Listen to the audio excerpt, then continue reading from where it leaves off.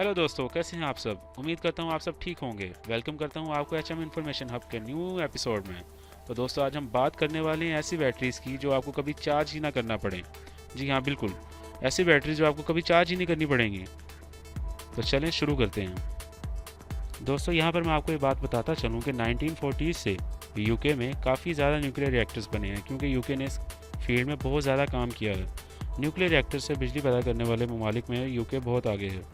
और ये बैटरी भी यूके में मौजूद यूनिवर्सिटी ऑफ ब्रिस्टल के साइंटिस्ट और रिसर्चर्स ने बनाई है। जैसा कि आप सब जानते हैं कि दुनिया भर में बिजली के पैदावार के बहुत सारे तरीक़ाकार मौजूद हैं, जिसमें कोयला, तेल, हवा और पानी से लेकर न्यूक्लियर पावर प्लांट्स तक शामिल हैं।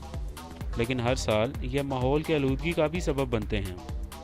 जब न्यूक्लियर पावर प्लांट में बिजली पैदा की जाती है तो बाद में कुछ वेस्ट भी बच जाता है, क्योंकि वो वेस्ट भी न्यूक्लियर मटेरियल्स की तरह रेडियो एक्टिव होता है, तो इंसानों के लिए ख़तरनाक होता है। तो अब उस वेस्ट का क्या किया जाए, उसका हल ये यूके की यूनिवर्सिटी के साइंसदानों और रिसर्चर्स ने निकाला।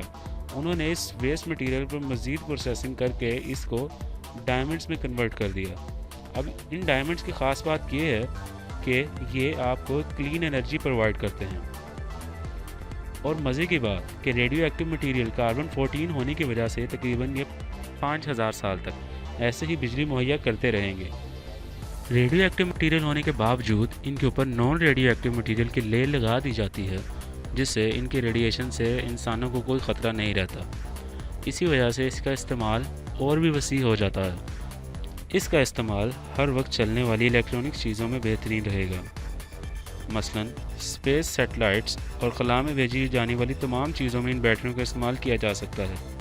और अगर ज़मीन की हद तक बात की जाए तो आप खुद ही अंदाज़ा लगा सकते हैं कि इन बैटरियों का इस्तेमाल आपको क्या क्या फ़ायदा दे सकता है।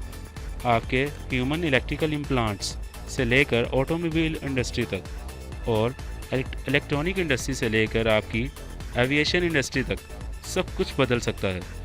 अभी इन डायमंड से सिर्फ थोड़ी ही मिकदार में बिजली हासिल की जा सकती है, लेकिन अगर हम आने वाले वक्त में इस काबिल हो जाएं कि इन न्यूक्लियर वेस्ट से हासिल होने वाले डायमंड्स को मज़ीद एफिशिएंट बना सकें, इनसे मज़ीद बिजली हासिल कर सकें, तो आप खुद ही अंदाज़ा लगा लें कि हम क्या क्या इससे फ़ायदे हासिल कर सकते हैं। इमेजिन कीजिए कि आपको अपने मोबाइल फ़ोन को कभी चार्ज ही ना करना पड़े, आपको अपने लैपटॉप को कभी चार्ज ही ना करना पड़े, और आप एक ऐसी कार या ऐसी बाइक चला रहे हैं जो बैटरी पे चलती है, और आपको उस बैटरी को भी कभी चार्ज ना करना पड़े।